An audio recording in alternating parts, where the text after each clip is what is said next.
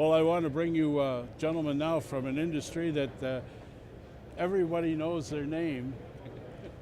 Rick Rodier. Yes. How do you? Good. How are you, Roger? Rick represents Toro, and I have to tell you, Toro is having their 100th anniversary. That's correct. This summer we'll be celebrating 100 years. That's amazing. It is. Well, tell us about Toro and what you're bringing to CONEXPO. Well, I manage what we call our Siteworks business, and it's all of our ground engaging equipment. And for those that know Toro well, I often tell people that we're the equipment division within the company that doesn't make a lawnmower.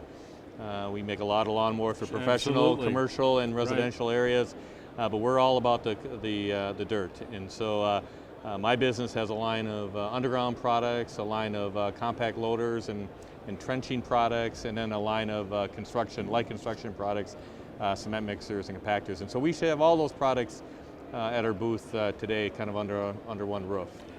Well, certainly a lot is going on in 100 years, but let's go back 10 years as an example. What has happened to not only Toro, but the industry, in your opinion, in 10 years? Right, well, we wouldn't have time to go back 100 years, but one of the things that's interesting about Toro is that a lot of people consider us to be more of a consumer residential company, and we are in fact always been a professional company, dating back to the start of our company in 1914.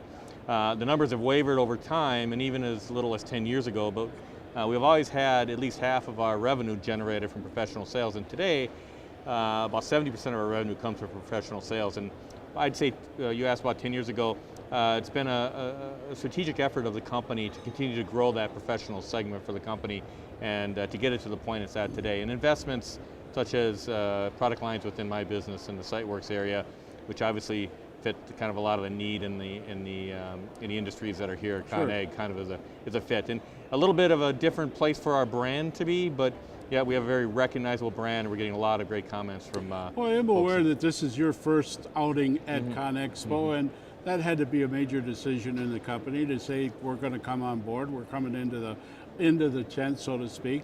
And what have you taken away from that so far? Well, first of all, it's a large industry, which I think we know pretty well, but we compete in a lot of other industries that are very, very large as well.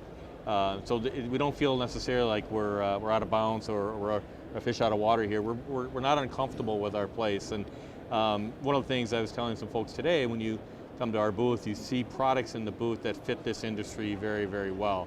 So I think it was not a difficult decision for the company, and the company again is in a very serious growth mode, and this is one area we felt that the company could grow.